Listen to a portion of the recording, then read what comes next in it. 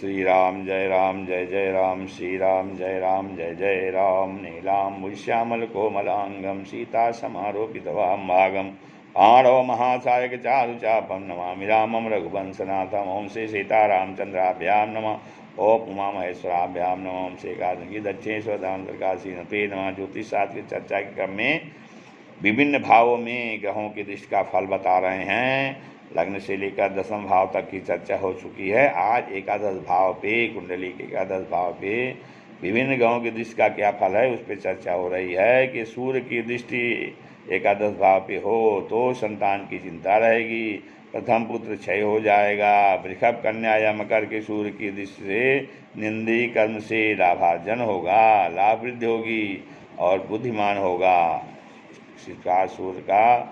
सूर्य की एकादश भाव में दृष्टि का फल है।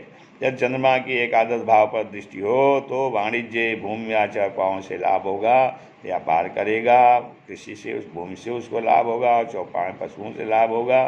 पत्नी व संतान से उसका स्नेह बढ़ेगा, स्त्री द्वारा भाग्योन्नति होगी और अधिक कन्या संतान का योग है, अधिक कन्या संतान का योग है और सब उसके अत्यंत कुशलता उसके पास रहे, वो अत्यंत कुशल रहेगा। अब मंगल की यदि एकादश भाव में दृष्टि हो तो अष्टम भाव से में यदि मंगल है तो भ्राता द्वारा सत्ता होगी, भ्राता भाई भाई में आपस सत्ता रहेगी, जीवन दरिद्र रहेगा और रिश्वतखोरी करेंगे।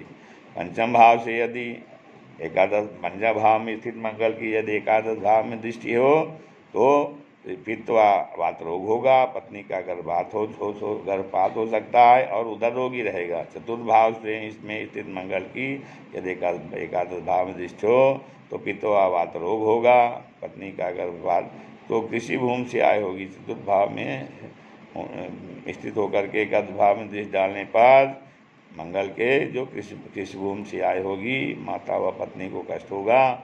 इस प्रकार से मंगल की एकादश भाव में दृष्टि का फल है।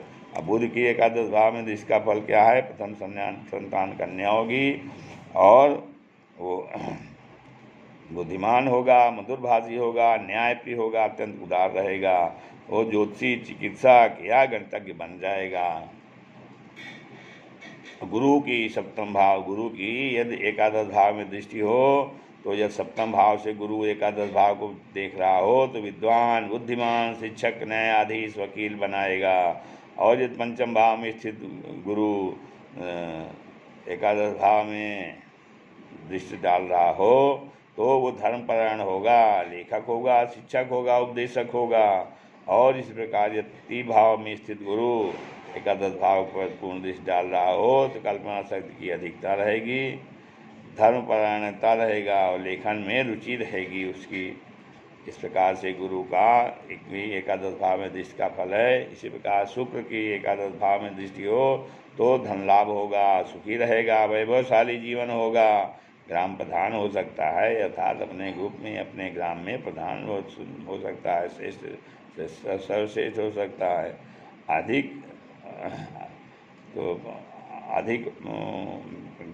व्यय करने वाला होगा, कवि होगा, गायक होगा और कलाकार भी होगा। इस प्रकार शुक्र की एकादश भाव में दृष्टि का फल है। और अब आगे शनि की एकादश भाव में यदि दृष्टि हो तो नवम भाव में स्थित होकर के यदि शनि एकादश भाव को देखेगा तो शांत स्वभाव रहेगा, विद्या प्रेमी होगा, विचारवान होगा, मितभाषी होगा, दर्शन व वेद ज्ञाता होगा, भ्राता द्रोही होगा। और पंचम भाव में स्थित शनि यदि एकादश भाव को देख रहा है तो चौपायों व काले पदार्थों से लाभ होगा, संतान कष्ट होगा और चुगलखोर रहेगा।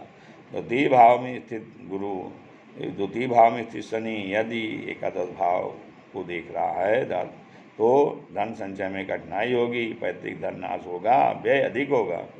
इसी प्रकार से राहु की यदि इस एकादश भाव की दृष्टि हो तो वो पराक्रमी बनाएगा, उद्यमी बनाएगा, भाग्यवान होगा और शत्रु विजयी रहेगा, दीर्घायु होगा, पुत्र कष्ट लेकिन पुत्र से कष्ट रहेगा और दाम्पत्य जीवन भी कष्टपूर्ण होगा। इस प्रकार से सूर्यादि ग्रहों का एकादश भाव में दृष्टि का फल बताया गया है। श्री राम जय राम।